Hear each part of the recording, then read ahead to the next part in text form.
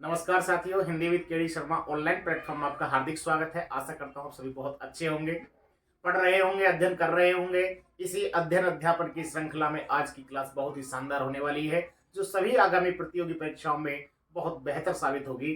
तो आज देखिए, हिंदी में शब्दकोश में एक नई शानदार क्लास के साथ चलते हैं, शुरुआत करते हैं, जिसका आज का हमारा टॉपिक है 20 अति महत्वपूर्ण युग्म शब्द। आइए सबसे पहले जानते हैं कि युग्म शब्द का अर्थ क्या होता है, मतलब क्या होता है। देखिए, युग्म शब्द से आशय है कि ऐसे शब्द जिनका उच्चारण लगभग समान होता हो लेकिन अर्थ में बिल्कुल भिन्न होते हो। यूं कहें कि उच्चारण लगभग लगभग समान है लेकिन अर्थ में कहीं कहीं तक भी, दूर दूर तक भी उनकी समानता न होती हो। तो देखिए, परीक्षा की दृष्टि से बड़े ही शानदार 20 में युग्म शब्द लेकर के आपके सामने आया हूं। और ये 20 युग्म शब्द ऐसे हैं जो कहीं ना कहीं किसी भी प्रतियोगी परीक्षा में आए हुए हैं और आगे आने वाले समय में आपको लाभकारी सिद्ध होंगे। तो आइए बिना विलंब के आज का हम सत्र प्रारंभ करते हैं।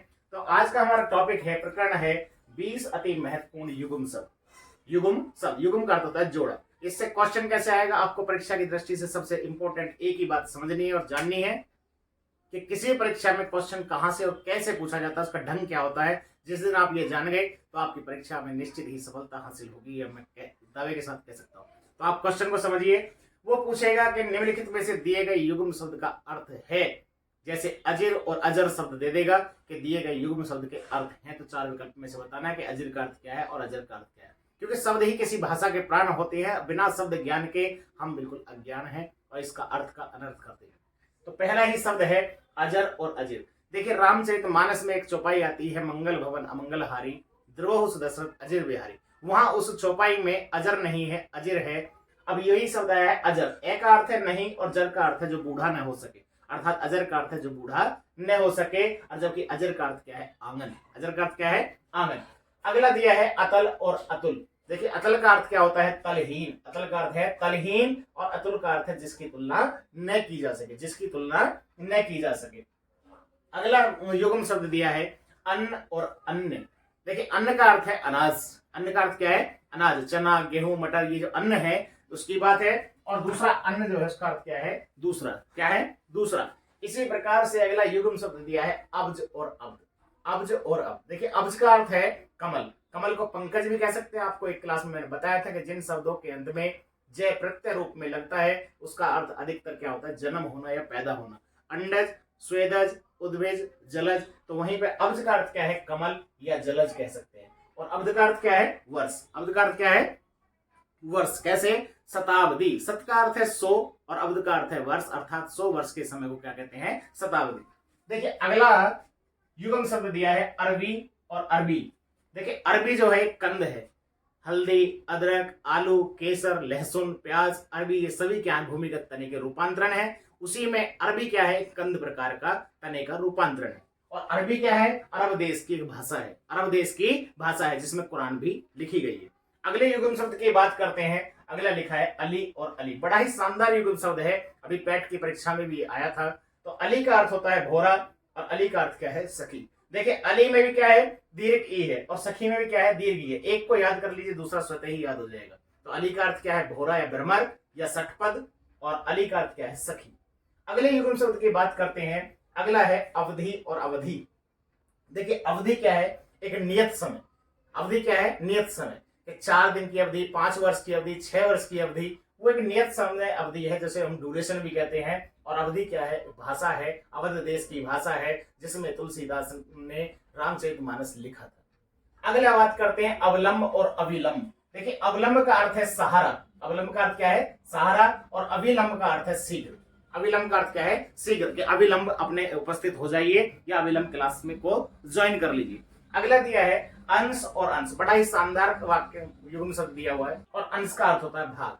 अंश का अर्थ क्या है, कंधा। और अंश का मतलब क्या है, भाग। के 5 अंश उसको दान दे दीजिए या इतने अंश उसको भूमि दान दी गई।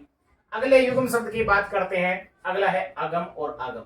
देखिए, अगम का अर्थ है जहां कोई न पहुंच सके या जहां पहुंचा न जा सके। देखिए, जहां पहुंचना मुश्किल हो उसको दुर्गम कहते हैं, जहां पहुंचना आसान हो उसको सुगम कहते हैं, और जहां पहुंचा न जा सके उसको अगम कहते हैं। और आगम का अर्थ क्या है, आगम एक शास्त्र है, ग्रंथ है। जब आपको बताया था कि संस्कृत, पाली, प्राकृत, भ्रंश से होती हुई जो हिंदी का विकास क्रम बताया था, उसमें बताया था कि प्राकृत भाषा जो होती है वो जैन धर्म की मुख्य भाषा होती है और इनके मुख्य ग्रंथ का नाम क्या होता है, आगम ग्रंथ होता है। अगली बात करते हैं असन और असन। असन और आसन लगभग उच्चारण समान है। तो असन का अर्थ क्या होता है? भोजन। और आसन का अर्थ क्या होता है? सीट के आसन बिछा करके पूजा कर लीजिए या आसन पर विराजमान हो जाइए। अगले युग्म शब्द की बात करते हैं। अगला है आपात और अगला है आपाद। देखिए आपात का मतलब है आकस्मिक, अचानक, जैसे आपातकालीन इमरजेंसी वार्ड आपने देखा होगा अस्पताल में। और आपात का मतलब है पैरों तक। एक वाक्यांश आता है अधिकतर परीक्षाओं में कि सिर से पैर तक को एक शब्द में क्या कहते हैं? तो सिर से पैर तक को कहते हैं आपाद मस्तक। क्या कहते हैं? आपाद मस्तक। अगला है आरती और अगला है आरती। इन दोनों युग्म शब्द का आशय क्या है? आरती का अर्थ है धूप दीप दाम, धूप दीप द्वारा पूजन करना। धूपम दीपम नैवेद्यम समर्पयामि नमो नमः। तो आरती का मतलब धूप दीप द्वारा भगवान की पूजा अर्चना करना। और आरती का अर्थ क्या है? दुख। आरती का अर्थ क्या है? दुख। अगला देखते हैं। अगला है आहुति और अगला है आहुति। एक आहुति तो वो है जो हवन में हम लगाते हैं, जैसे ओम एम ह्रीम क्लीम चामुंडाय वैसे स्वाहा। तो आहुति हवन की एक सामग्री है। और आहुति क्या है? बुलाना। आहुत माने बुलाया, बुलाना। तो एक क्रिया है। आहुति मीन्स बुलाना। जैसे बिना बुलाए हुए को क्या कहते हैं? अनाहुत। अगला देखते हैं। अगला युग्म शब्द दिया है उतर और उत्तर। उतर और उतर।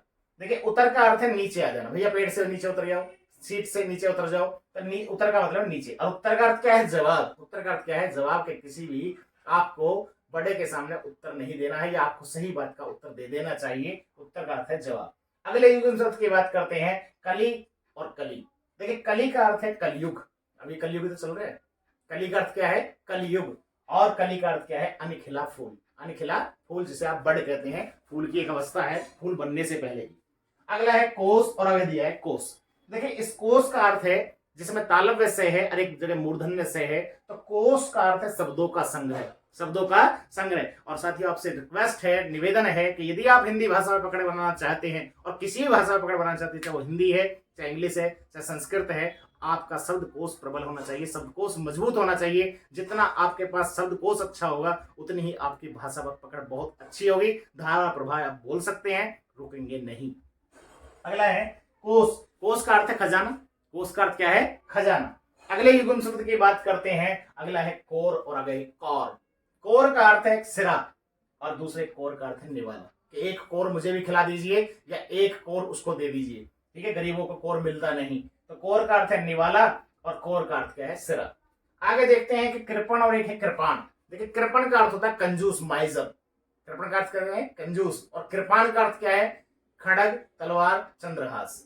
अगले युग्म शब्द की बात करते हैं। अगला दिया है कुमार और कुम्हार। देखिए कुमार का अर्थ है बच्चा या राजकुमार जो छोटा होता है। और कुम्हार का अर्थ है बर्तन बनाने वाला। कुमार का अर्थ क्या है? बच्चा है, राजकुमार।